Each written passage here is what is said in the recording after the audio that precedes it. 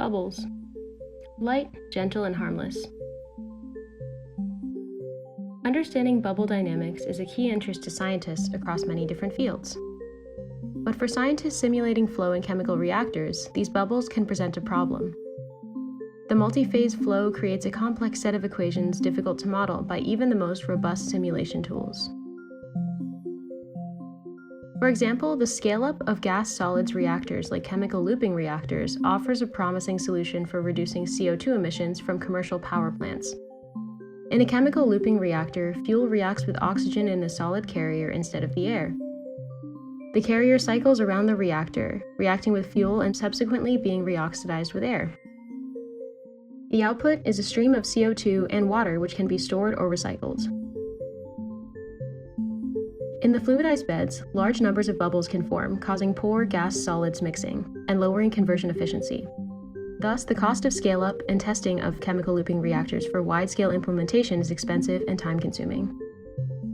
As part of the Exascale computing project, scientists are targeting this problem by using high amounts of computational power to understand how and when they form, and how to prevent them. To simulate the fluidized bed, raw unstructured particle data is converted to a density field.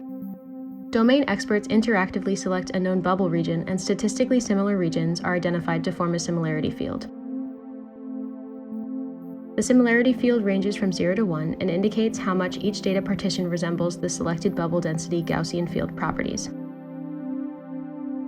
The similarity field is output from the simulation and becomes the input for the post hoc analysis workflow. The post hoc analysis uses Cinema, a novel visualization tool to track bubble features such as volume or velocity. This allows the domain scientists to flexibly study the bubble dynamics and track merge and splitting events. The analysis method enables tracking of single bubbles as well as all the bubbles from a selected time step. We can observe the changes in fluid velocity as the bubbles rise upwards, move laterally, and combine to form new bubbles. A higher value in the particle rise velocity scalar field indicated fluid regions with a high velocity in the positive x direction. Smaller bubbles develop at the bottom of the fluidized bed, while fluid to the left and right of each bubble flows downward to counteract the rising flow. A distribution of still fluid next to the bubbles and high velocity particles above and below generates a circular flow, causing the bubbles to rise. As bubbles rise and merge, they form large, low-density regions, which may cause issues with reactor efficiency. Combining expertise in high-performance computing with multiphase flow modeling algorithms outperforms previously existing codes, allowing for the development of novel gas-solid reactor simulations.